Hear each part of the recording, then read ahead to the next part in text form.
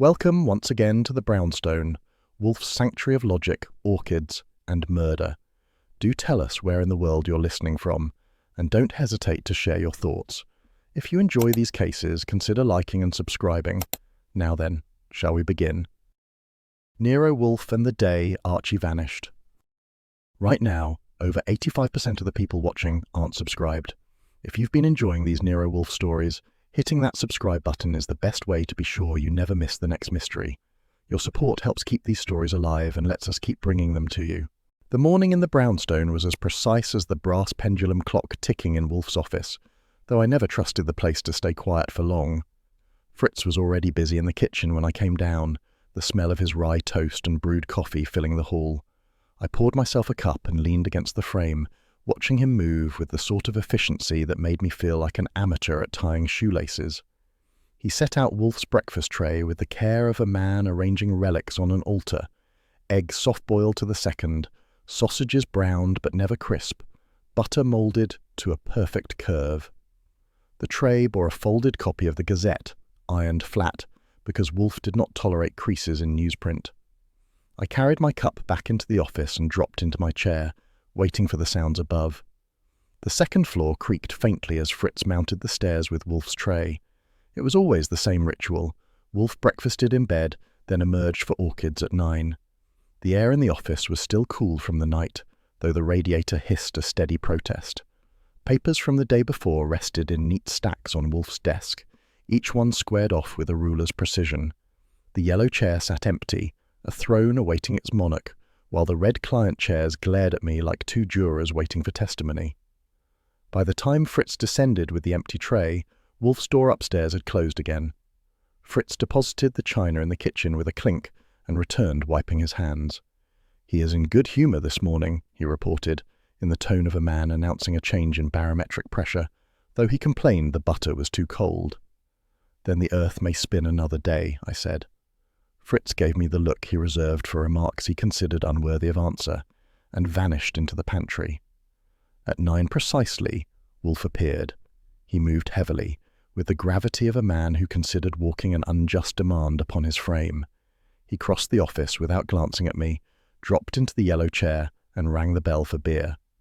Fritz would not serve it before 11, but Wolfe liked to establish his claim early. He unfolded the Gazette, scanned the front page, and grunted once. I waited. "The infernal wretch," he said finally. His eyes pinned me, heavy-lidded and glowering. He has again padded his invoice. He has the audacity to charge for £2 when he supplied but 1 3/4. "Which wretch in particular?" I asked. "You know more of them than I do." "Jansen," Wolfe snapped. "The orchid supplier. An imbecile with the morals of a stoat." He tossed the paper onto the desk and reached for a letter, already marked with his heavy pencil. "See, Archie, the sum is inflated. The figures expose his chicanery without effort." I glanced over. He was right. The addition was sloppy enough to insult an elementary pupil. "He probably thinks you never check the totals," I said. "Then he thinks me a dolt," Wolfe rumbled. "He will discover otherwise." I sipped my coffee. "You know, we might be spared arithmetic this afternoon. We're expecting a client." That got his eyes up. "We?" "I answered the phone," I said. "A lady called. Name withheld until she arrives. Said she would come at 11:30 sharp." His brows met. "Bah, women who conceal their names are women with complications. You should have declined." "And missed the chance of a paying job?" I shook my head, not with the bank balance looking the way it does. He glowered but let it rest. He was already fingering the envelope from Jansen again. I leaned back.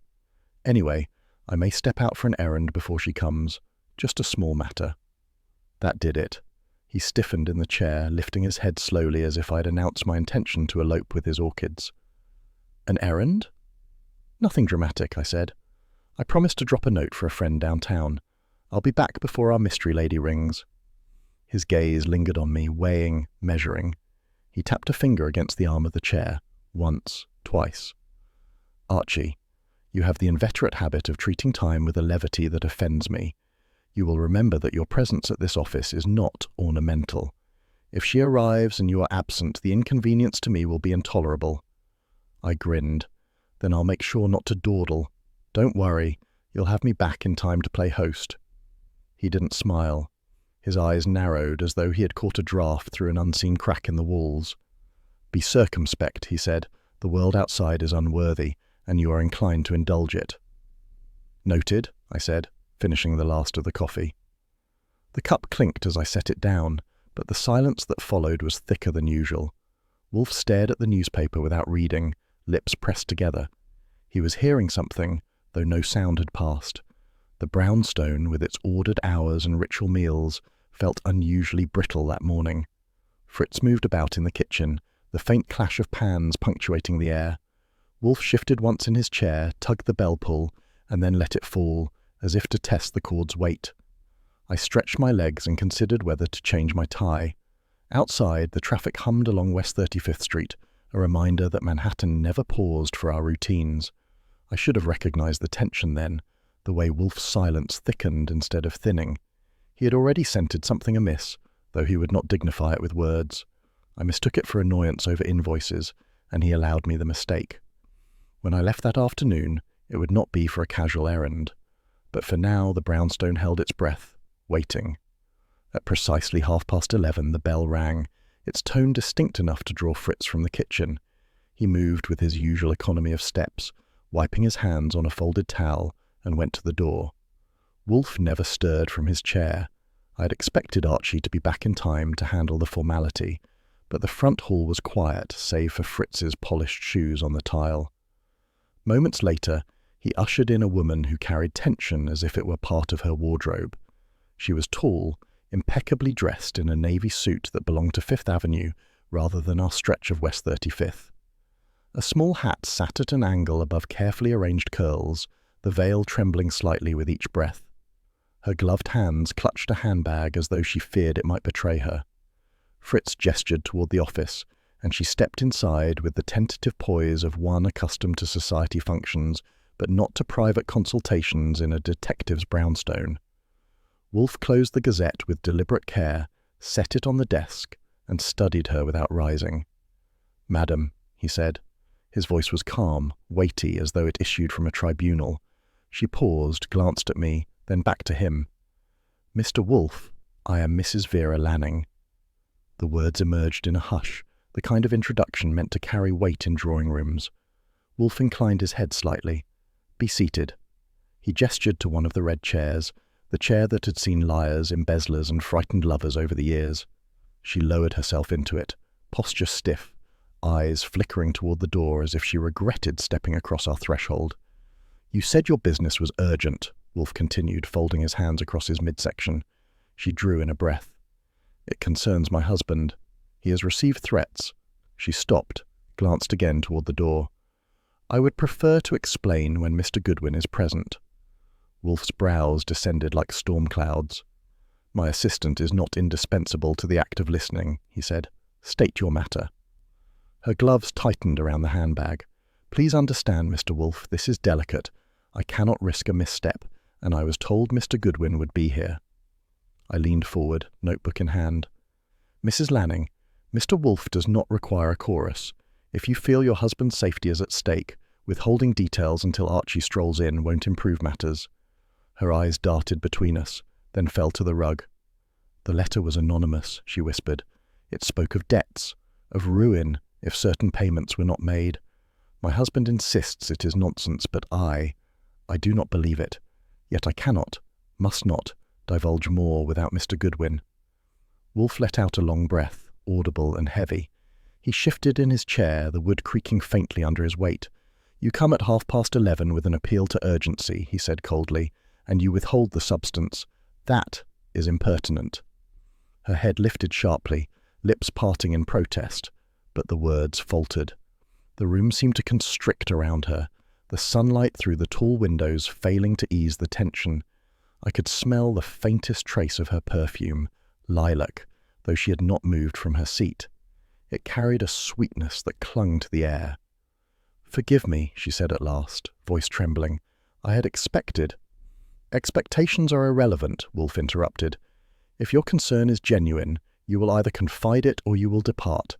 I have no time for theatrics." Her eyes shimmered with restrained emotion, though no tear escaped. She clutched her bag and half rose, then sat again, wavering. Perhaps it was a mistake to come alone, she murmured. It was, Wolfe replied, and compounded by your reticence. He shifted again, signalling his impatience more clearly than words could. Minutes ticked by. The brass clock on the shelf marked each one, steady, disinterested.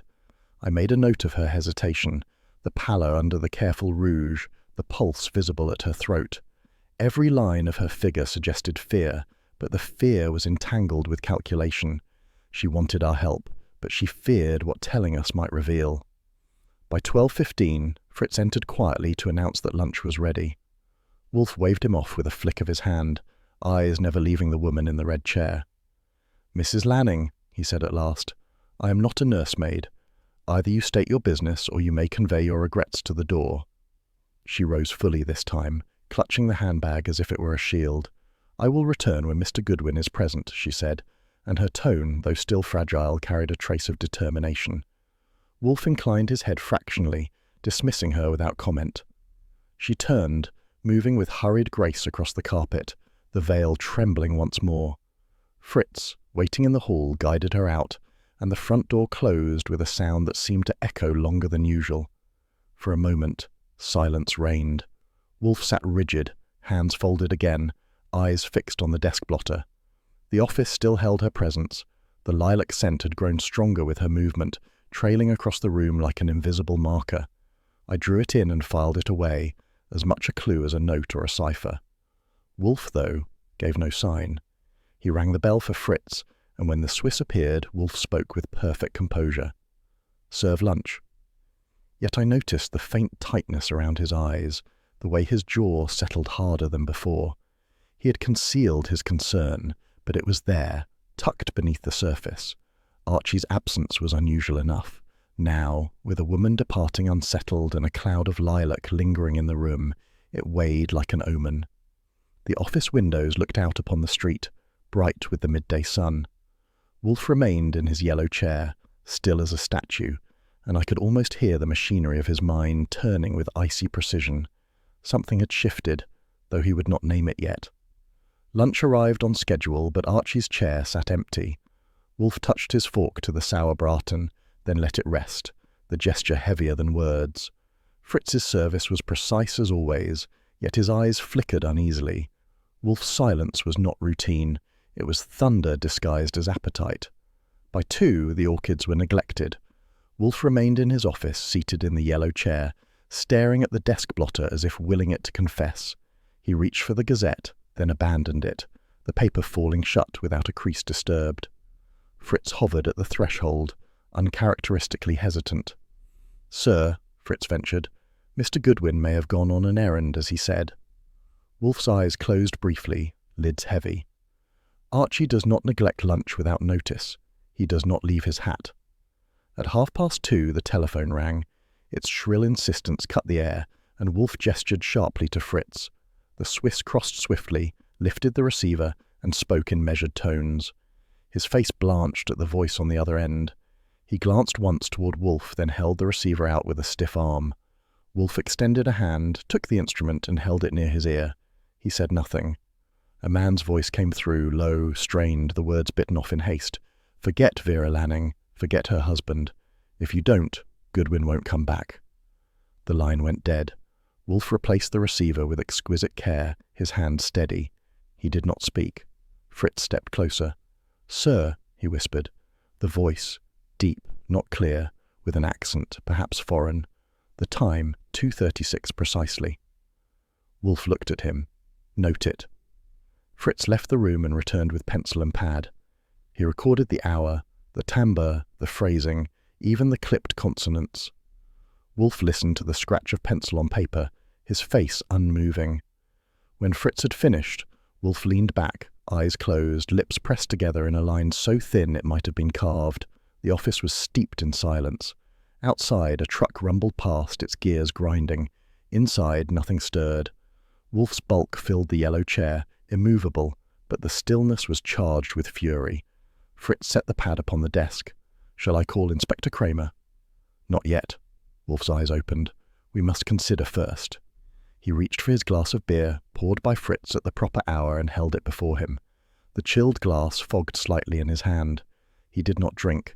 He studied it as though it were a map, then set it down untouched.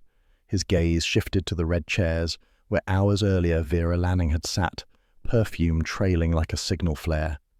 She withheld her substance, Wolfe muttered, more to himself than to Fritz. And now Archie is absent. Not coincidence. Fritz stood by the desk, his face pale but controlled. "Mr. Goodwin is resourceful," he said softly. "Yes," Wolfe replied, "but resourceful men can be overcome by numbers or guile." The words hung there. Wolfe leaned forward, elbows pressing into the chair arms, hands folded. His eyes were steady, dark with thought, the lines at the corners deeper than usual. He was not a man given to displays, yet the very absence of motion was an announcement. Sedentary though he was, his fury had settled like stone, silent and unyielding. The minutes lengthened. The clock ticked. Fritz withdrew to the kitchen, his movements muffled, though the tension reached even there. When he returned with a fresh carafe of water, Wolfe had not moved. He sat fixed in the yellow chair, eyes half closed, lips barely parted. The household had shifted, its rhythm broken. Archie's absence was no longer an inconvenience. It was a crisis. The telephone on Wolfe's desk was an adversary he tolerated but rarely courted. Yet, at 3 o'clock that afternoon, his thick hand reached for it. He dialed with deliberate precision, each number pressed as though carved into stone. Fritz, standing near the doorway, looked on in quiet surprise. When Inspector Kramer's voice crackled through the receiver, Wolfe did not preface with civility. "Kramer," he said, "you will come at once." There was a pause, the faint sound of traffic and typewriters in the background, then Kramer's incredulous bark. Wolfe listened, unmoved, then cut him short with a single phrase. "Archie Goodwin is missing." He replaced the receiver without waiting for assent, his expression fixed in stone. The brownstone seemed to tighten around the silence that followed. Fritz withdrew to the kitchen, his steps muffled. Wolfe settled into the yellow chair, fingers steepled, eyes half closed. The air was still, as if awaiting intrusion. At 3:30, the bell rang with a force that rattled the brass. Fritz went to the door. Moments later, Inspector Kramer entered, his heavy frame filling the office like a storm front. He chewed the stub of a cigar, jaw set, eyes sharp with irritation. His hat was pushed back, his overcoat unbuttoned, and the smell of tobacco and winter streets clung to him. "Blast it, Wolfe," he growled. "You drag me up here in the middle of the day like some errand boy. You never call me unless you want to gloat or stall, and now you—" He stopped. Wolfe had not moved, but the weight of his silence altered the air. Kramer read it, his instincts sharpened by years of interrogation. He pulled the cigar from his mouth and frowned. "What did you mean? Goodwin's missing?" "Yes," Wolfe said, "since before luncheon." Kramer stepped closer, eyes narrowing. "Explain." "He left this morning without hat or coat," Wolfe said evenly. "He announced an errand. He did not return. At 2:36, a man telephoned. He instructed me to abandon any interest in Vera Lanning or her husband. He declared Mr. Goodwin would otherwise not come back." Kramer's features hardened. "You're certain of the time?" "Fritz noted it," Wolfe replied. Kramer shot a glance toward Fritz, who stood rigid near the door. Fritz inclined his head. 2:36. The voice was low, hurried. There may have been an accent. Kramer pulled a small notebook from his pocket and scribbled. His hand was quick, impatient. He looked back at Wolfe. "Why the devil didn't you call me the minute the phone slammed down?" "I did," Wolfe said coldly. "You are here." Kramer grunted, pacing once across the carpet. He bit down on the cigar again, grinding it between his teeth. "All right. I need a description of Goodwin's movements this morning. Don't embroider, just the facts."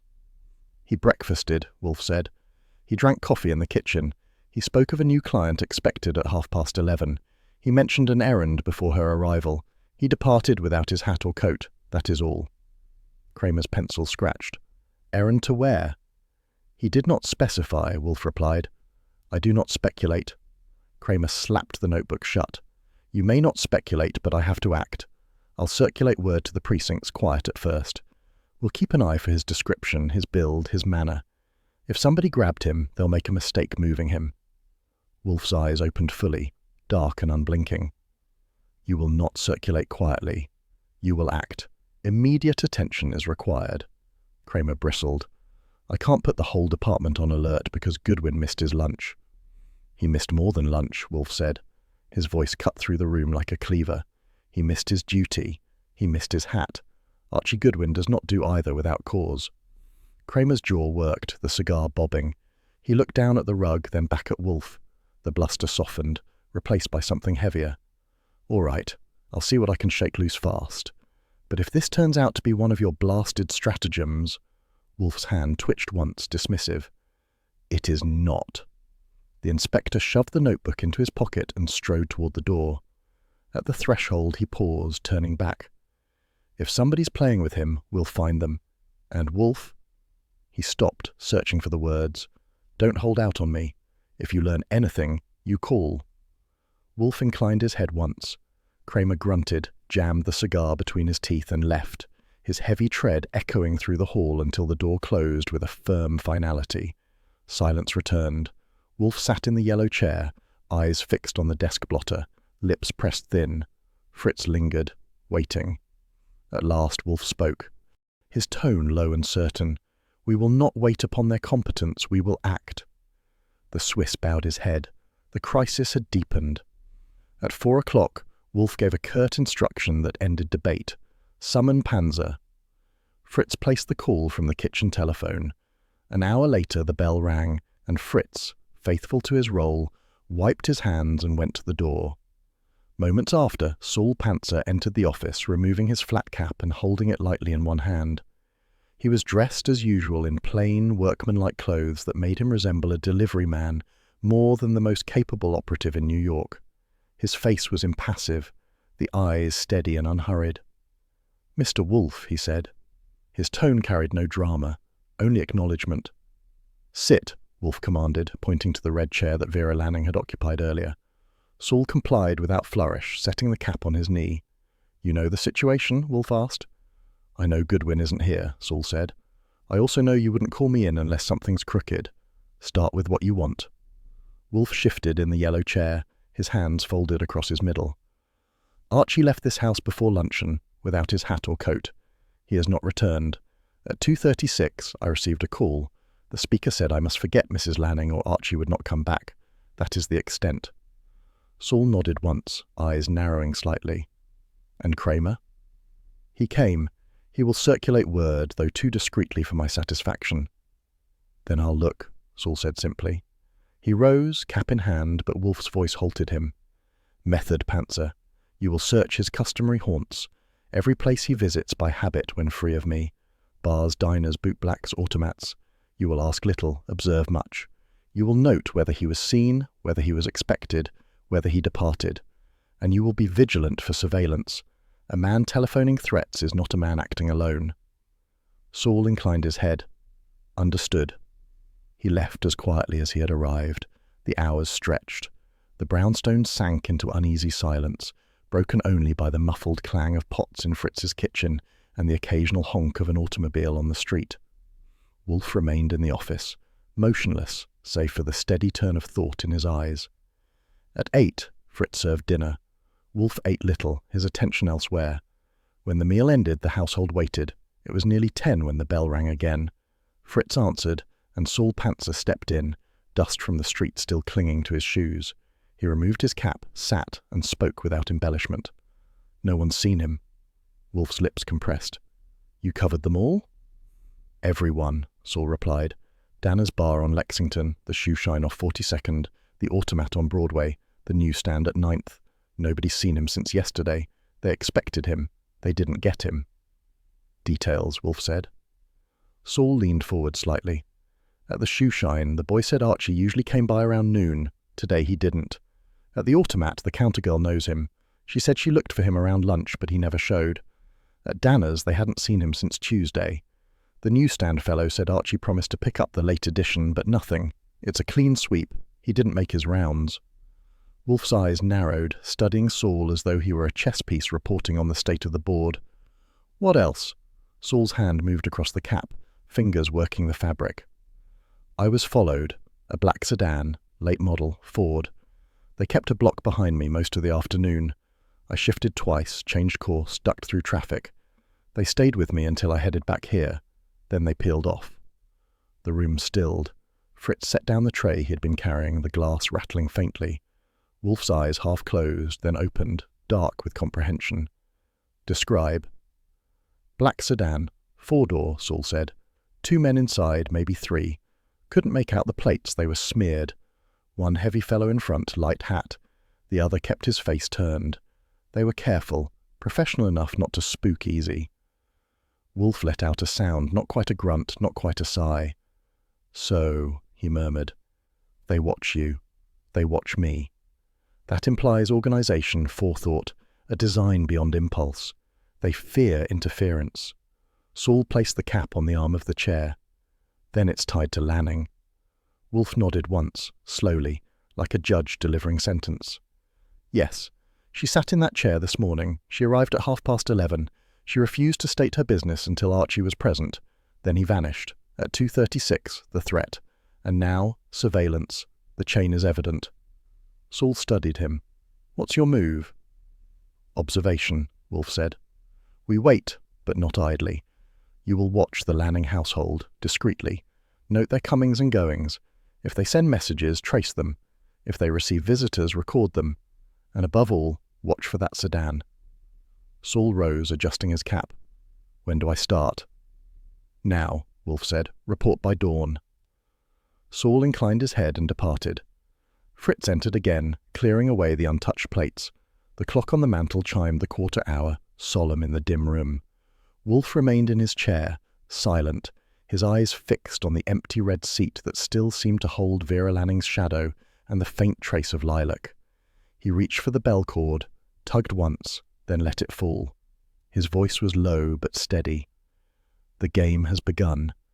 The evening pressed heavily upon the brownstone, the air dense with silence broken only by the faint clink of cutlery from Fritz's domain. Wolfe remained in the office, sunk deep into the yellow chair, his eyes half-lidded yet keen beneath their drooping weight. The brass clock on the shelf announced each minute with remorseless precision. Fritz entered to remove the tray from dinner, moving without sound until he crossed into Wolfe's sight line. Wolfe lifted his head a fraction. Fritz, he said. Yes, sir. You perceived the odour that lingered after Mrs. Lanning's departure. Fritz paused, tray balanced in steady hands. Yes, sir, a floral scent, lilac. Distinct? Wolfe pressed. Very distinct, Fritz replied. It clung to the air. It remained until I opened the windows. Wolfe grunted, an acknowledgement that was more calculation than agreement. The woman departed in agitation. She left no tangible trace but that fragrance. Such traces are often more reliable than the words they overlay. Fritz inclined his head. I thought it curious, sir. It was strong, as though she had applied it recently. Exactly, Wolfe muttered. Strong enough to be memorable, even to a palate unschooled. That is deliberate. He motioned for Fritz to place the tray upon the sideboard. The Swiss withdrew, leaving Wolfe to his thoughts. The office lamps burned low, their glow soft against the leather bindings that lined the shelves. Wolfe pressed the bell cord once, and when Fritz reappeared, Wolfe gave instruction. Consult the volumes in the cabinet, 3rd shelf. Bring me the ledger marked Importers of Fragrance, year 47. Fritz complied without delay, retrieving a heavy volume bound in green cloth. Wolfe adjusted himself and opened it upon the desk. His thick fingers turned the pages with surprising delicacy until they found the column he required. His lips moved faintly as he traced entries of perfume houses, shipments, and exclusive outlets. After a time, he closed the book. Lilac of that potency and refinement is not common. It is not produced domestically, not in the quality detected. It is imported, almost certainly from France. Fritz waited, still and patient. Wolfe's voice deepened. 2 establishments in Manhattan retail it, one on Madison, another on 5th. Both serve a clientele accustomed to extravagance. The bottle is distinctive, crystal silvered stopper, label embossed. The scent is unmistakable. He tugged the bell cord again. Panzer, he ordered when Fritz re-entered. Summon him. An hour passed before Saul Panzer returned. He entered without fuss, cap in hand, clothes dusty from the street. His calm eyes flickered once at Wolfe, then to Fritz, then back. You want me? Yes, Wolfe said. You will visit 2 establishments. Maison Levesque on Madison Avenue, Parfumerie Dorée on 5th. You will ascertain their sales of lilac perfume, the imported brand, during the last month. Names, dates, addresses, if obtained. Proceed discreetly. Do not buy, do not draw suspicion. Return when finished. Saul nodded, rose, and departed with the same economy with which he had entered. Wolfe sat immobile, breathing deeply, his eyes closed as though scent itself lingered in memory. His hand rested upon the arm of the chair, fingers tapping a slow, irregular rhythm. Fritz moved in and out with quiet steps, removing the remnants of dinner, setting out the chilled glass for Wolfe's evening beer. The office felt weighted, expectant. By 10:30, the bell rang once more. Fritz admitted Saul, who took the chair without ceremony. He placed his flat cap upon his knee and spoke with crisp precision. Maison Levesque sold 2 bottles 3 weeks ago, one to Mrs. Vera Lanning, address confirmed on Park Avenue, the other to Miss Celia Grant, secretary to Mr. Lanning. Parfumerie Dorée sold none this month. That's all. Wolfe's eyes opened. They gleamed faintly beneath the lamplight. You are certain? Clarks remembered both women, Saul said. Mrs. Lanning was described as particular, insistent on the freshest shipment. Miss Grant purchased quietly, said it was a gift for her employer's wife. Both shops keep ledgers. I confirmed the entries. Wolfe's lips curved downward. So, 2 bottles, 2 women, 1 household, 1 wife, 1 secretary, both scented alike. Fritz shifted faintly by the door. Then the odour, sir. It may not have been the wife. Precisely, Wolfe said, his voice a rumble. It could have been either. It could have been both, intended to confuse. Scent is a weapon. It announces presence, it lingers, it implicates. Saul's eyes remained steady, which makes motive the next question. Wolfe leaned forward, the immense bulk shifting in the chair. Consider the possibilities. Jealousy, a secretary enamoured of her employer, hostile to the wife, or the wife herself, aware of a rival, asserting claim by adopting her perfume. Blackmail, too, is plausible. A secretary with knowledge of financial impropriety, using scent as a signal or threat. Or inheritance, a wife threatened by exposure, manoeuvring to protect her fortune should the husband falter. Each motive binds itself to fragrance, to presence, to impression. He closed his eyes, fingers interlacing upon his middle. The woman sat here. She left her trace. She declared urgency, yet withheld substance. Her husband faces accusation, perhaps financial ruin. Archie disappears. Then comes the warning. Forget her or lose him. The link is inevitable. The room fell silent. Fritz set the beer before Wolfe, the glass frosted, droplets forming upon its side. Wolfe did not reach for it. His eyes remained closed, the lines of his face deepening with thought. Saul waited, patient, unmoving. Wolfe's voice at last emerged, low, deliberate. We are to believe Archie's disappearance is collateral to threats against Mr. Lanning. Yet the odour, the purchase, the duplicity of perfume suggests otherwise.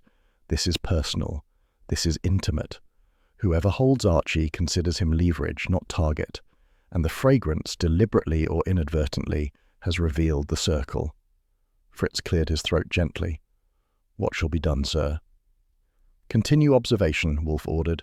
Panzer, maintain surveillance of the Lanning household. Note if the secretary appears after hours. If she meets couriers, follow. Do not engage. Record. Fritz, preserve the memorandum of perfume sales. It is evidence. Saul rose. Understood. He retrieved his cap, nodded once, and left the office.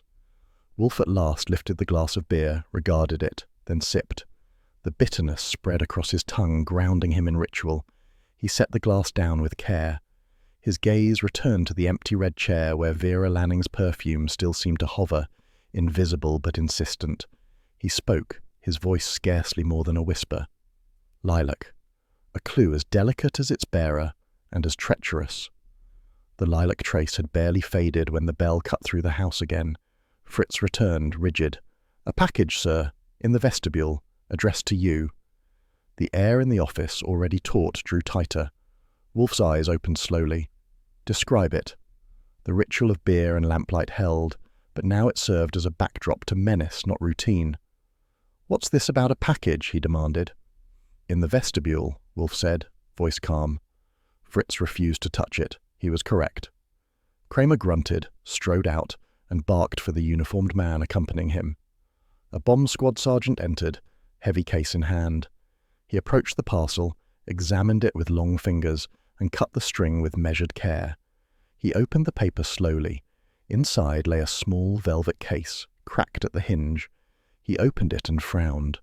No explosive, no wires, just this. Kramer took the case. He opened it before Wolfe, laying the contents on the desk blotter. It was Archie Goodwin's wristwatch, the face shattered, the hands bent at impossible angles. Alongside it lay a single slip of paper, typewritten in block capitals. Stop asking questions. The silence in the office thickened. Fritz drew a sharp breath but said nothing. Wolfe's eyes fixed on the watch.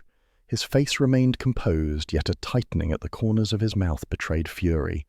Kramer chewed his cigar savagely. "Well," he muttered, "they're making it plain. They want you off Lanning." Wolfe reached for the note. He held it between two thick fingers, studied the type. "A standard Remington," he said. "Ribbon worn, keys struck with uneven force. Amateur equipment." Kramer snorted. "Amateur or not, they've got Goodwin." Wolfe ignored him. He lifted the watch, turned it in his palm, and set it gently back upon the blotter. Then he reached for his glass of beer, poured afresh from the carafe Fritz placed before him.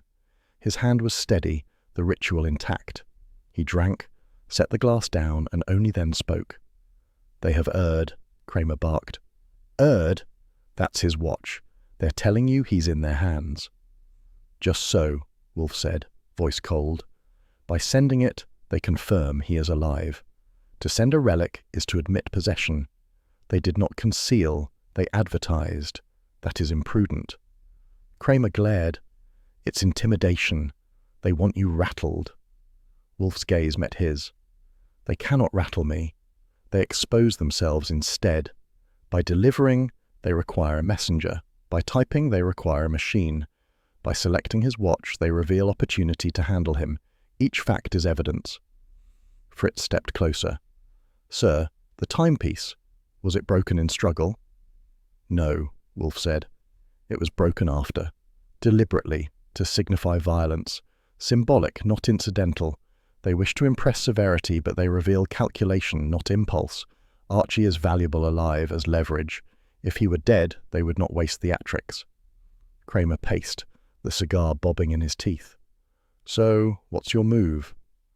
"My move is thought," Wolfe said. "Yours is action.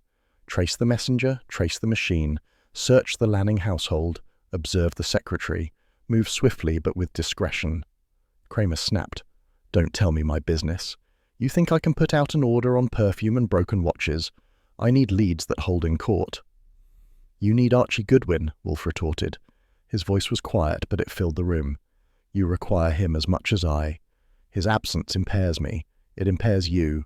He is a man who knows every corner of your department's labyrinth, though you deny it." Kramer stopped pacing, scowled, and exhaled hard. He stabbed the cigar back between his teeth. "All right, we'll run it down. I'll start with delivery boys, messengers, cab drivers. Somebody carried this. We'll find them." "Do so," Wolfe murmured. He leaned back, folded his hands, and closed his eyes. The watch lay on the blotter, glinting faintly under lamplight. The broken hands pointed nowhere, time fractured. Fritz hovered near, unwilling to disturb the tableau. Kramer barked orders to his men in the hall, their heavy shoes echoing against the tiles. At last Kramer returned. "I'll keep you informed, but Wolfe," his voice roughened, "if they hurt him, it'll be on you as much as them." Wolfe's eyes opened, black and steady. "They will not hurt him. He is insurance, not quarry." Kramer swore under his breath, shoved the notebook into his pocket, and left, his steps heavy. The office emptied again. Fritz gathered the velvet case, wrapped it carefully, and placed it in a drawer. Wolfe sat unmoving, the clock ticking, the glass of beer half drained.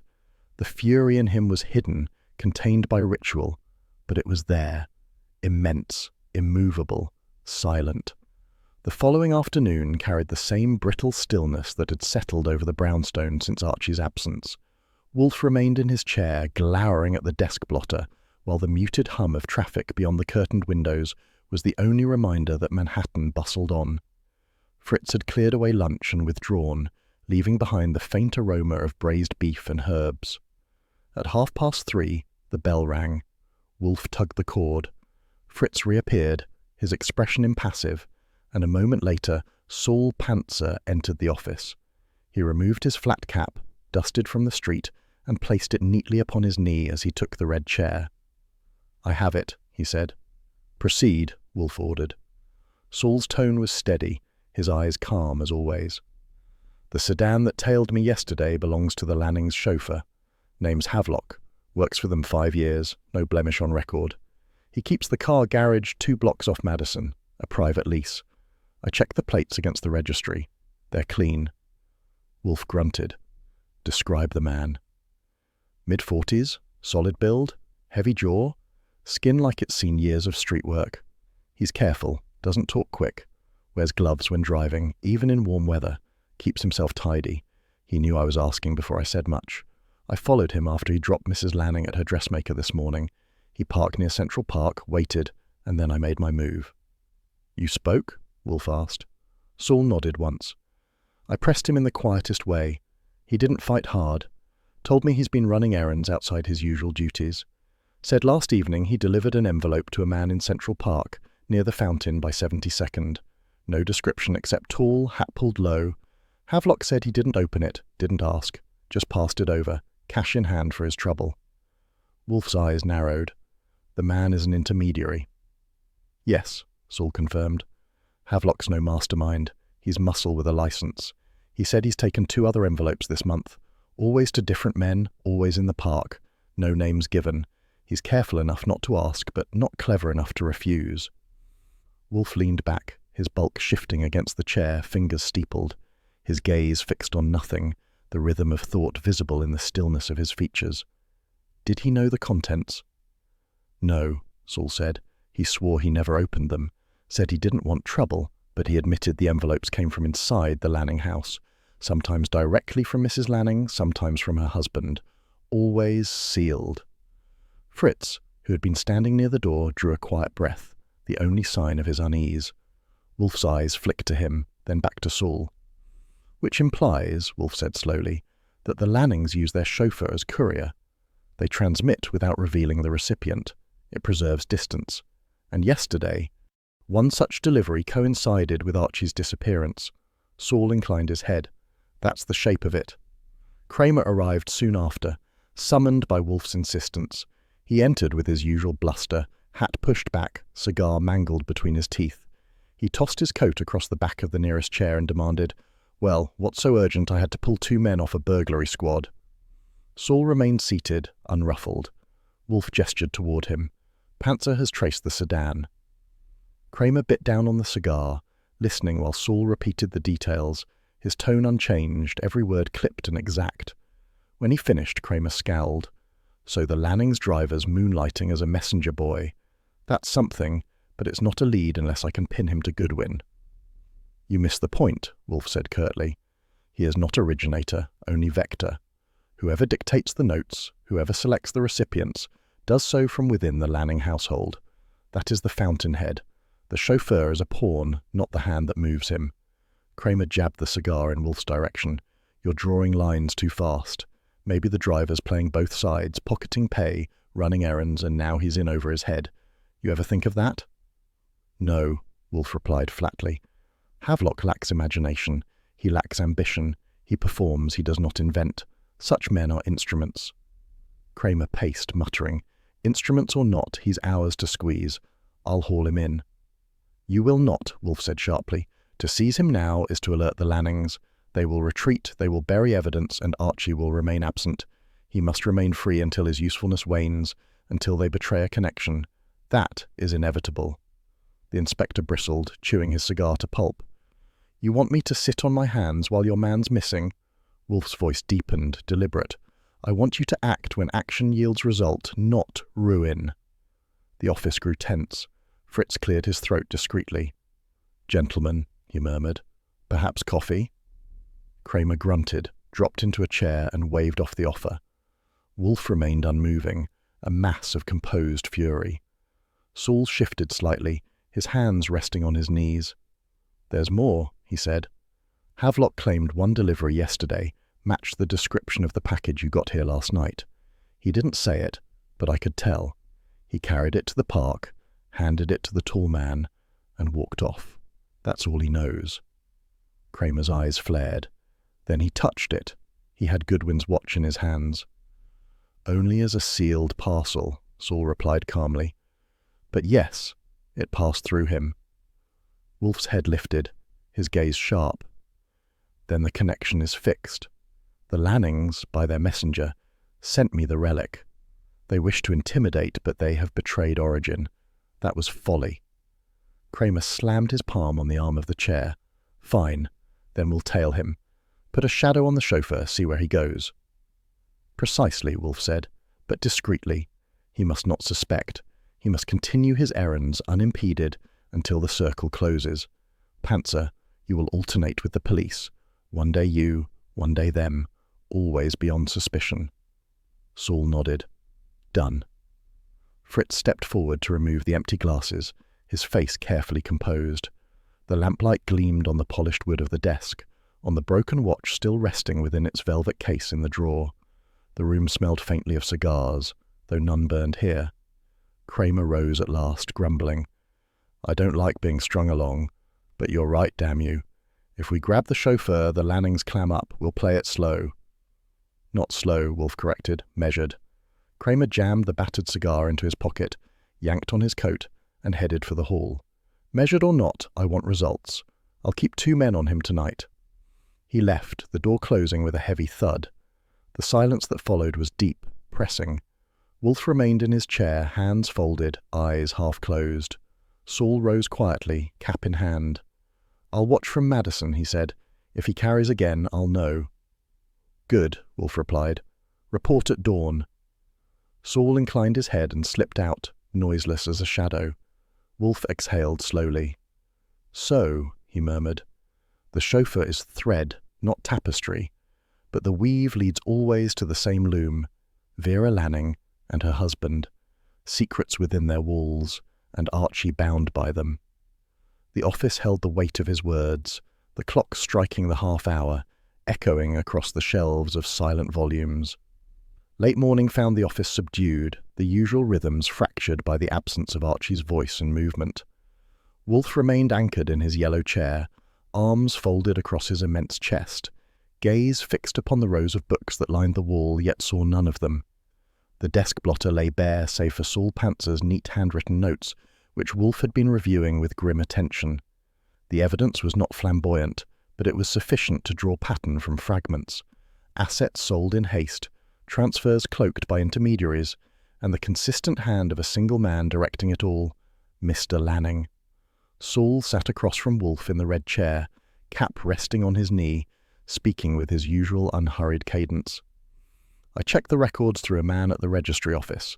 Lanning's been moving property, 2 brownstones, a warehouse on 12th, even shares in a textile firm. Each sold quiet, below value, quick as he could find a buyer. Paperwork was kept clean, but the frequency gives it away." Wolfe's eyes lowered to the notes. He bleeds himself to stave off discovery.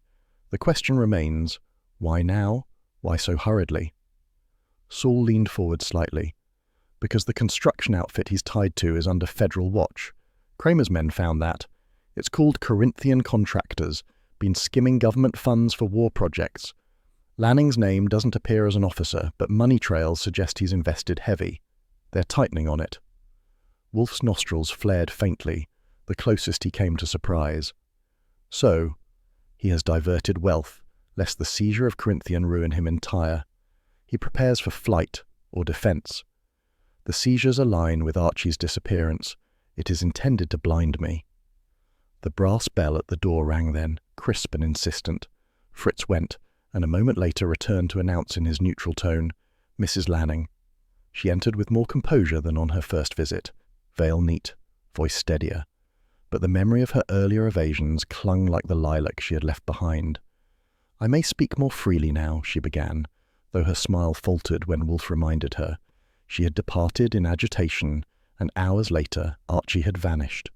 Her protestations of mere reassurance rang hollow against the fresh weight of that fact. Wolfe inclined his head, the gesture formal, dismissive. "Do so, and convey to him that I am not deterred. His stratagems have cost him more than money. They have cost him discretion." She turned, moving swiftly to the door, veil trembling faintly. Fritz opened the hall for her, then returned, shutting it behind her with care. The silence resumed. Wolfe leaned back, his eyes closing, lips pressed thin. Saul spoke quietly. She knew about the watch. "Yes," Wolfe said, and thus she knew of its sending. Whether by collusion or by carelessness, she revealed herself. "It is recorded." He opened his eyes again, dark and sharp. Her husband's secrets are not confined to contracts and assets. They extend to his household, to his wife, to his secretary, and they believe they may use Archie Goodwin as shield. They will discover otherwise. The clock struck the hour, heavy against the quiet. Wolfe reached for his glass of beer, lifted it with the same precision as always, and drank. The ritual steadied him, but the fury beneath remained, waiting. The afternoon light in Midtown had begun to slope westward, gilding the taller facades in copper, when Saul Panther turned down a narrow side street off 6th Avenue. The block was ordinary enough: garages, small shops, and a scattering of loft spaces rented cheaply to artists who lived lean on paint and ambition. The building he approached was 4 stories of soot-darkened brick, with a faded awning above the entrance that proclaimed "Studios for Lease." Its windows were tall but smeared by years of smoke, the lower panes curtained against prying eyes. Saul checked the street twice before stepping inside. The hall smelled of turpentine, old plaster, and the faint sweetness of dust that never left such buildings.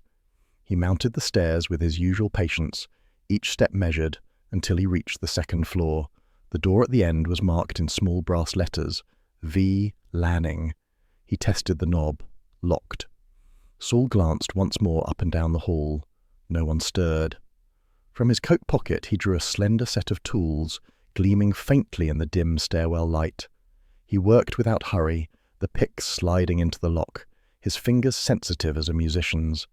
A soft click rewarded him, and the latch gave way. The studio within was silent. Saul stepped in, closing the door behind him. Dust hung in the air, stirred faintly by his movement. He paused, letting his eyes adjust. An art studio should have smelled of oil paint, turpentine, perhaps the faint metallic tang of clay. Instead, the air carried paper, ink, and something sharper: old leather, glue, the dry odour of files long shut. He moved through slowly.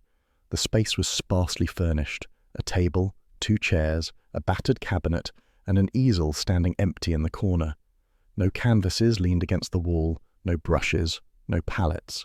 A scattering of ledgers rested on the table, their pages spread in half order, as though hastily abandoned. Saul bent over them, scanning lines of numbers, addresses, notations in a firm masculine hand. Shipping firms, dates, amounts, transfers abroad. He opened the cabinet. Inside, bundles of papers, passports stacked together. He drew one out. The cover bore the national crest of the United States, but inside the photograph had been tampered with, faces substituted, names altered. He sifted through several more. Each bore the marks of forgery. Alongside them lay letters, some in French, others in Italian, bearing signatures of suppliers abroad. The words smuggled silk, watches, liquor, all clear enough. Saul replaced them carefully. He knew Wolfe would want the details exact, but not tampered by his hand. He drew a small notebook and penciled notes with brisk efficiency. Each document, each anomaly, recorded. Near the far wall a small trunk stood, half concealed under a sheet. He lifted the lid. Inside, envelopes bound with twine, thick with correspondence. The topmost bore the name Corinthian Contractors, and below it the signature of Lanning himself. The letters within spoke baldly of diversion of funds, purchase of black market materials, and shipments disguised as art supplies.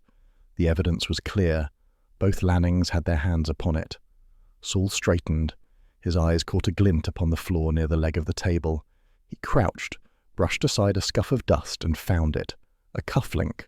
Plain silver, set with a modest onyx stone. He turned it in his palm. He knew it. Archie Goodwin's. He pocketed it carefully, rose and looked once more about the room. The disorder was not of long neglect, but of recent occupation. A chair angled, dust displaced, papers stacked carelessly. Someone had been here within days, perhaps hours, and Archie had been here, long enough to lose what he never mislaid casually. Saul locked the door behind him when he left, descending the stairs without haste. Outside, the street hummed with the usual evening traffic, the glow of store lamps brightening as daylight waned. He walked 3 blocks before hailing a cab. By the time he entered the brownstone, night had settled. Fritz admitted him without comment, his face pale with contained worry. Saul went directly to the office.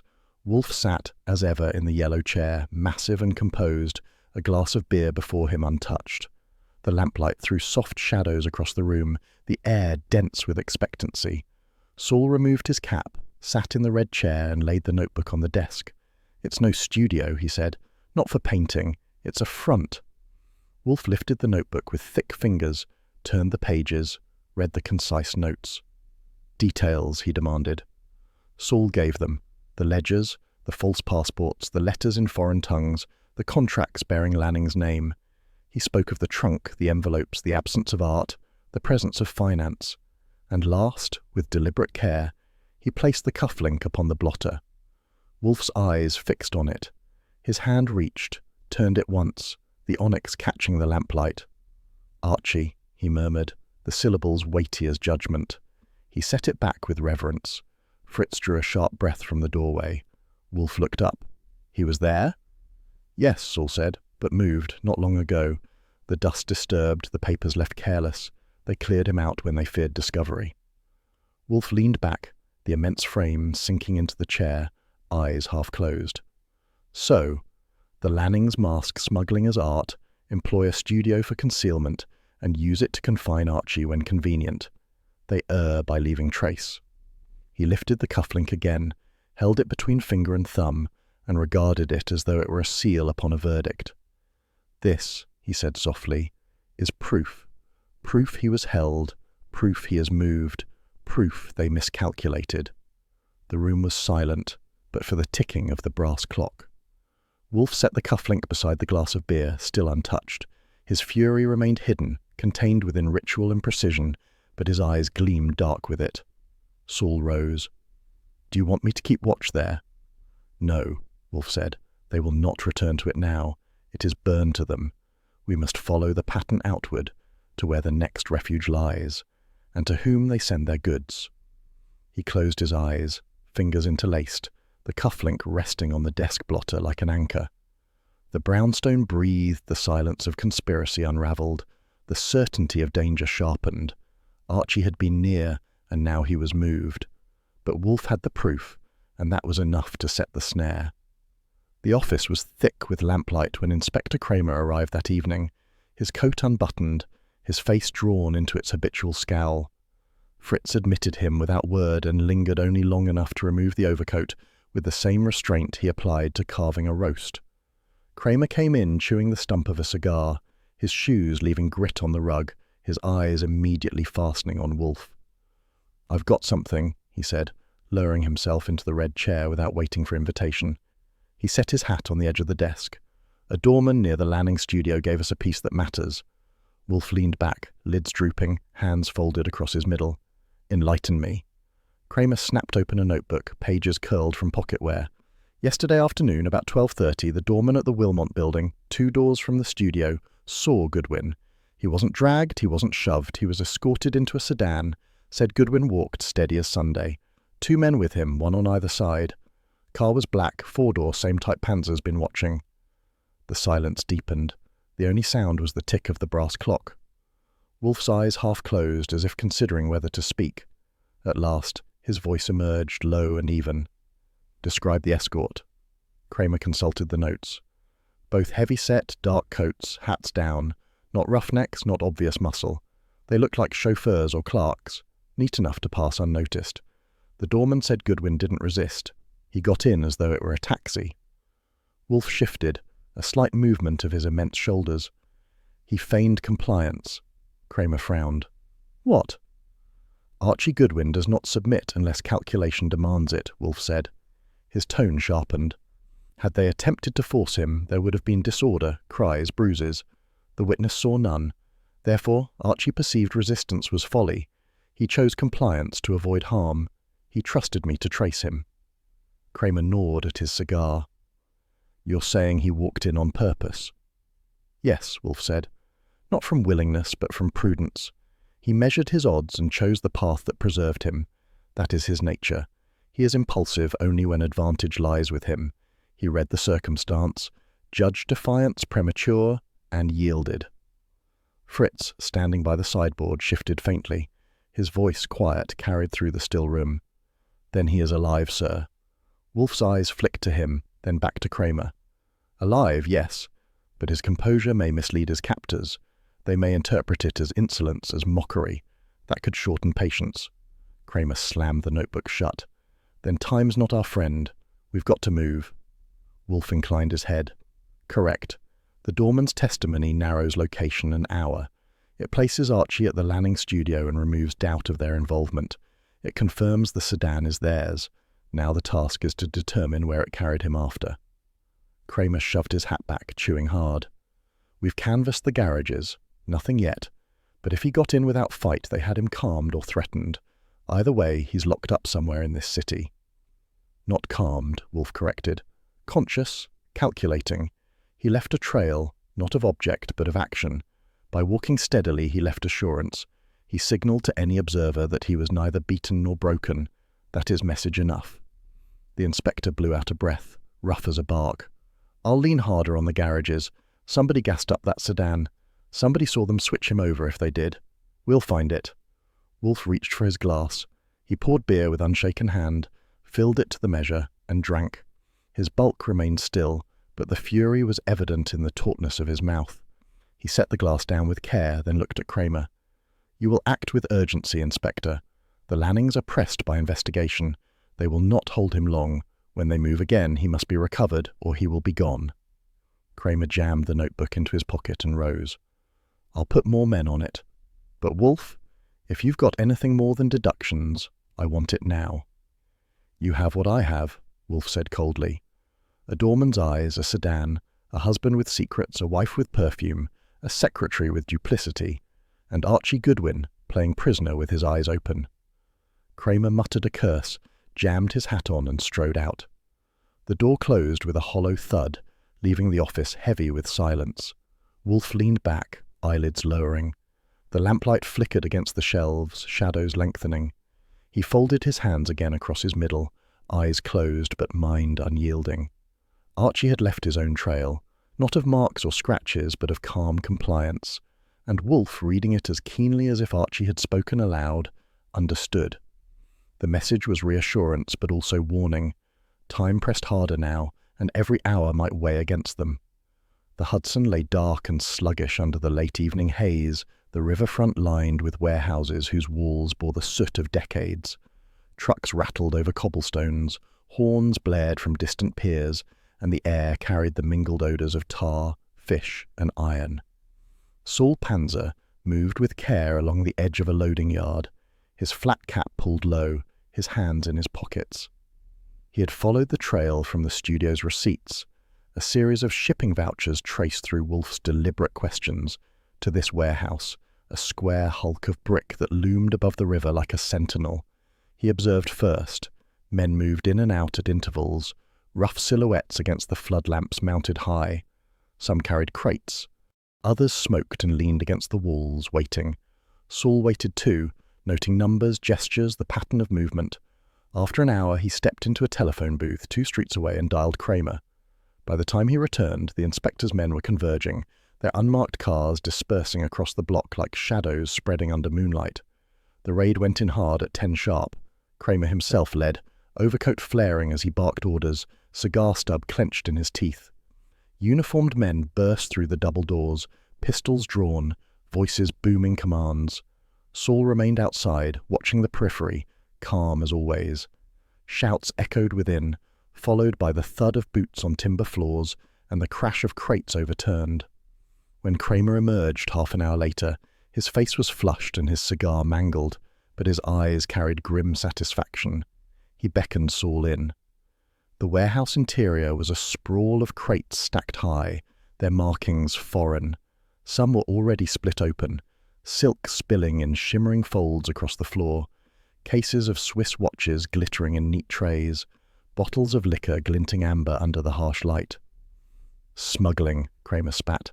Silks, watches, whiskey by the ton, straight through the docks, hidden in plain sight. The Lannings have been feeding off this racket for years. Saul's eyes moved over the goods, then to a smaller office partition at the far side. Inside, Kramer's men had laid out papers across a scarred desk. Invoices, receipts, and most damning correspondence. Saul sifted quickly, noting Wolfe's instructions in his mind. Detail, not conjecture. Letters addressed to Lanning, some to his wife, written in brisk mercantile hand, spoke of consignments, routes, and profits. Others, more recent, referred to departure schedules, to preparations for immediate exit. Saul pointed to one. Here. It was a typed memorandum, creased from pocketware. The message was brief but decisive. Tickets secured. Departure within 24 hours. Ship leaves Pier 40, midnight. Passage for 2, arrangements complete. Kramer swore under his breath, jabbing the page with his thick finger. So they're bolting, and they think they can slip out with all this hanging over them. He slammed the paper back on the desk. Where's Goodwin, damn it? Not a trace of him here. Saul moved slowly across the room, searching with his eyes. He crouched once near the base of a desk, then rose again. No Archie. They've cleared him out, but the letters are enough. They mean to leave tonight or tomorrow. If they've kept him, he's leverage for their escape. He'll be with them, not apart. Kramer's jaw worked around the cigar stub, his fury barely contained. He turned to the uniformed men. Seal the place. Tag every crate. I want every ledger in my office by morning, and keep this quiet. No leaks to the papers. By midnight, Saul was back at the brownstone. Fritz admitted him, his expression strained, and led him directly to the office. Wolfe sat as ever in the yellow chair, a glass of beer on the desk before him untouched, the lamplight casting his features in heavy shadow. Saul placed the papers he had carried on the blotter. Wolfe's thick fingers moved over them, drawing each sheet close, eyes narrowing as he read. When he finished, he set them aside and reached for the memorandum. He studied the typed words with slow precision, then leaned back. So, he said, they are desperate. They abandon their holdings, abandon concealment, and attempt flight. Yes, Saul replied. Pier 40, within a day. Wolfe's eyes closed briefly.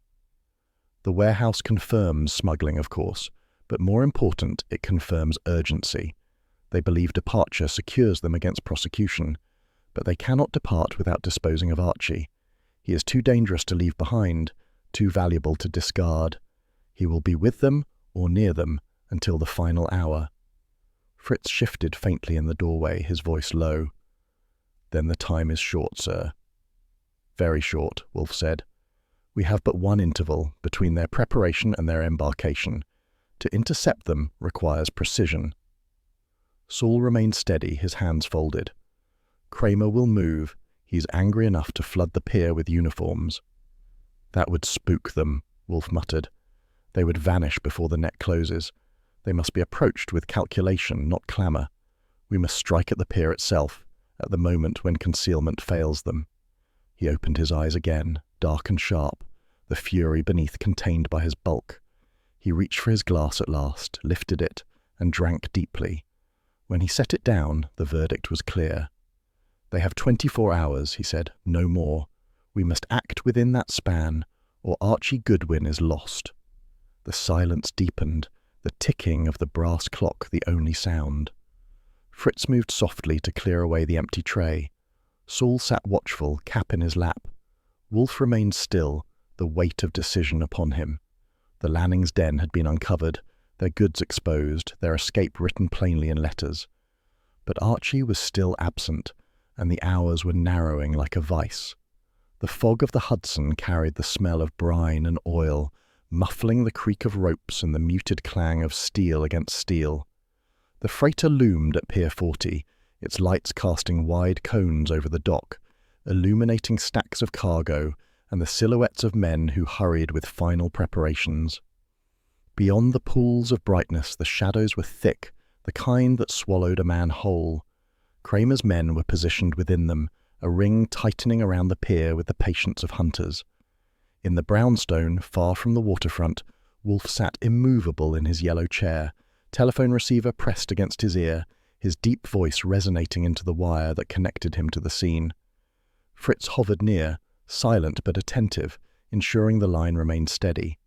Saul Pantzer, crouched near a warehouse wall, adjusted his flat cap and surveyed the dock with his usual calm.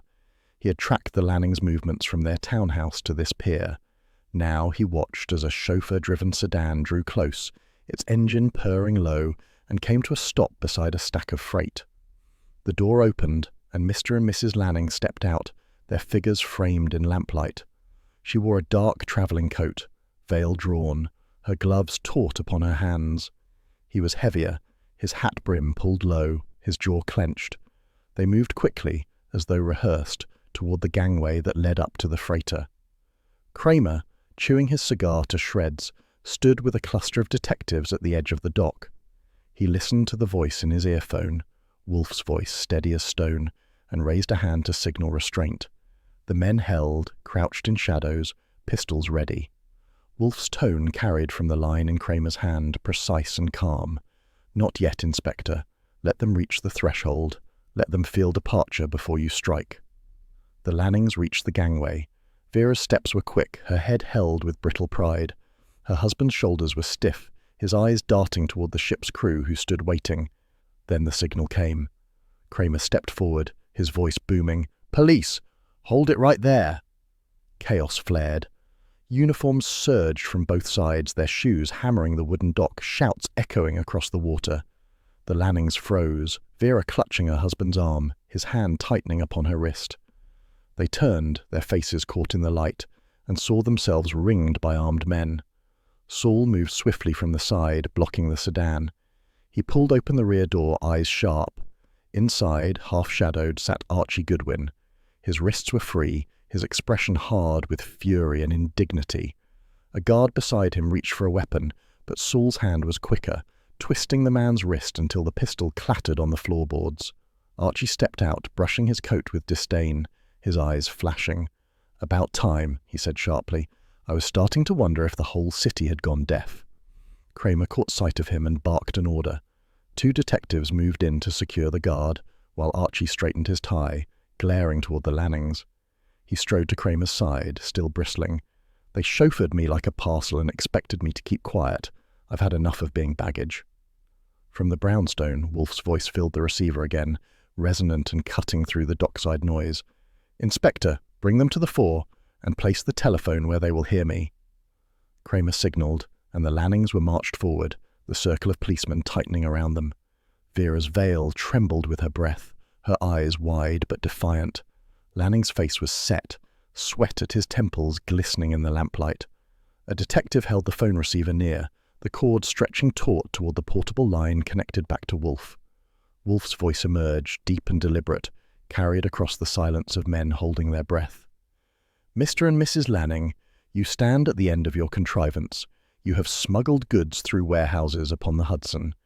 You have employed a chauffeur as your courier to deliver envelopes and threats. You have concealed correspondence within a studio masquerading as an atelier. You have sent me Archie Goodwin's watch, shattered as menace, and you have betrayed yourselves by perfume." Vera flinched, the veil quivering. Wolfe continued, inexorable. "Lilac, madam, too rare for coincidence, purchased by you and by your husband's secretary to confound detection. But odour clings, madam. It lingered in my office after you fled. It trailed you through every step of this charade. It tied you to every gesture you sought to deny." Kramer chewed his cigar hard, watching their faces. Wolfe pressed on. "Your husband has liquidated property, fearing seizure. He has tied himself to Corinthian contractors under federal scrutiny. Your studio held forged passports, records of smuggling, and letters of flight. And upon its floor lay Archie Goodwin's cufflink. He was held there, moved when discovery neared, but not far enough." Archie folded his arms, standing stiff beside the sedan, his eyes locked on Vera. "You should have picked another man's watch," he said harshly. "Sending mine was your mistake. Wolfe reads better than any timetable." Lanning's lips tightened, his jaw working. He tried once to speak, but the words strangled. Vera turned her face aside, the veil fluttering as she exhaled sharply. Their silence spread, more damning than denial. Wolfe's voice carried the weight of verdict. "Silence condemns you. You relied upon concealment, upon intermediaries, upon the fear of violence. Yet you overlooked inevitability. Your chauffeur betrayed his errands by carelessness. Your perfumes betrayed your presence. Your greed betrayed your judgment. And now the dockside itself betrays you. You are caught, cornered, and finished." Kramer growled, his voice rough. "You heard him. You're finished. Take them." His men closed in, handcuffs gleaming under the pier lights. The clink of steel sounded final as it snapped shut on their wrists. Archie, still bristling, turned toward the telephone receiver. "Tell him I'm in one piece," he said. Kramer lifted the mouthpiece. "You hear that, Wolfe? He's back." Wolfe's answer was quiet, deliberate. "I hear. Bring him home." The inspector barked orders, dispersing men to search the freighter, though the case was already sealed. The goods were evidence enough, the correspondence more. The Lannings stood in silence, their escape cut short at the gangway, the river lapping behind them like a judge's gavel. Saul replaced his cap, stepping aside as uniformed men led the prisoners toward waiting cars. He caught Archie's eye, and for once Archie's grin surfaced, sharp and weary. "Oh, you won," he muttered. Saul only nodded, steady as ever. The dock emptied slowly, the freighter looming silent, its crew murmuring among themselves. Archie pulled his coat tighter, turning once toward the river as though shaking off the indignity of captivity. Kramer clapped him on the shoulder, half gruff, half relieved. At the brownstone, Wolfe replaced the receiver upon its cradle with careful precision. He reached for his glass of beer, poured at the prescribed measure, and drank deeply. Fritz, watching from the doorway, allowed the smallest nod of relief. The confrontation had passed, the circle closed. Archie was restored, the Lannings condemned. The riverfront would whisper of the raid, of silks and liquor, of watches and perfumes. But in the office on West 35th, Wolfe leaned back in his chair, the ritual intact, his fury satisfied not by vengeance but by fact, secured, proved, and final. The brownstone never looked better to Archie than it did that evening, its familiar facade solid against the twilight, brass knocker gleaming faintly as the lamps along 35th Street clicked to life. He mounted the steps with the swing in his stride restored, brushed a hand across his lapel as though to dust off captivity itself, and rang. Fritz answered, his face composed as ever, though his eyes betrayed the faintest glint of relief. "Mr. Goodwin," he said, with the calm of a man greeting a guest rather than a member of the household who had been missing for days. "Home, sweet home, Fritz," Archie replied, stepping past him into the hall. "I would have sent you a postcard, but they don't issue stamps in trunks." Fritz inclined his head without smiling, closed the door and followed him toward the office. The familiar scent of Wolfe's domain struck Archie instantly. Leather, polish, the faintest trace of orchid fertilizer drifting down from above, and the sharper edge of paper and ink. He entered as though returning to his own chair after a brief errand, but his eyes went first to Wolfe. The great man sat in the yellow chair, immense, immovable, as though he had never risen since Archie had last seen him. His eyes were closed, but at Archie's entrance they opened, dark and sharp, resting on him with the weight of judgment. The telephone rested on the desk, receiver cradled, silent now that the night's labour was complete. "You are late," Wolfe said. Archie dropped into his own chair with deliberate flourish, crossing his legs and stretching. "You try keeping time with a couple of mugs who think a revolver makes a fine substitute for a wristwatch. I would have been early, if not for their hospitality." Wolfe's lips pressed into a line. "You permitted capture." "Permitted is a generous word," Archie replied. "I'd call it an unavoidable accident with a black sedan and two men too broad to squeeze past. I didn't argue. They had the advantage." "You did not resist?" Wolfe asked, voice sharpened. "I resisted with my brain," Archie shot back. "If I'd fought, I'd be on the bottom of the Hudson by now. I figured you'd prefer me intact. So I obliged." Wolfe's gaze held him, unblinking. "You wagered that I would decipher the trail." Archie grinned. "And you did. Worked like a charm. Only a day of silence without my wit to keep you awake, and presto, you moved mountains. I should disappear more often." "Phooey," Wolfe muttered. He shifted slightly, which in his lexicon meant agitation. "Your levity is misplaced. You endangered yourself." "And you," Archie said, "endangered your blood pressure worrying. It all evens out." Kramer entered then, trailed by the faint odor of tobacco and the heavier scent of street grit clinging to his coat. He tossed his hat onto the rack, jammed the cigar back between his teeth, and looked from Archie to Wolfe. "Well, he's back, and not a scratch, though he's full of wisecracks as usual." "Inspector," Wolfe said curtly. Kramer dropped into a chair without waiting for invitation, exhaling hard. "We've got the Lannings booked. Smuggling, conspiracy, abduction, you name it, we'll pin it. The feds will have Corinthian by morning, the piers locked tighter than a drum. For once you won't have to gripe about my men bungling the end." Wolfe closed his eyes briefly. "Gratitude, Inspector, is as rare from you as humility." Kramer snorted. "You'll get neither, but I'll grant you this. You were right from the start. Perfume, chauffeurs, studios, every damn clue. You read it like a Sunday paper. I still don't know how you do it from that chair." Archie leaned back. "Don't encourage him, Inspector. He already thinks sitting still is a form of genius." Wolfe opened his eyes, glared. "Enough. Fritz." The Swiss entered promptly, immaculate as ever, his voice calm. "It is 8 o'clock, sir." "Then serve," Wolfe commanded. Archie stretched, rubbing his hands together. Music to my ears. After days of sandwiches that tasted like cardboard, Fritz's dinner sounds like heaven. Fritz inclined his head. "Dinner is ready." He withdrew toward the kitchen. Kramer shifted uncomfortably. "You mean to eat now, after all this?" "Yes," Wolfe said. "My schedule is not altered by crime. Dinner at 8, beer as prescribed. Order must be restored, Inspector. Without it, the world is disarray." Archie chuckled. "That's Wolfe for you. Solve a smuggling ring, recover your assistant, topple a conspiracy, and still the real victory is a chilled beer." Kramer chewed his cigar, half amused, half exasperated. "I'll leave you to it. The papers will scream tomorrow, but I'll see they scream the right way. For once." He stood, shrugged on his coat, and gave Wolfe a grudging nod. "You're a stubborn devil, but you deliver. I'll give you that." "Indeed," Wolfe murmured. Archie saluted lazily. "Good night, Inspector. Try not to chew that cigar down to your shoelaces." Kramer grunted, jammed his hat down, and left, the door closing with a final thud. The office breathed quieter. Fritz entered with the first course, soup fragrant with herbs, served precisely. Wolfe settled more deeply into the yellow chair, his bulk eased by ritual. Archie lifted his spoon with exaggerated reverence. "You know, I missed this place," he said. "Not the kidnapping, not the cuffs, but this. Sitting across from you while you scold me between spoonfuls. That's home." "You are incorrigible," Wolfe muttered.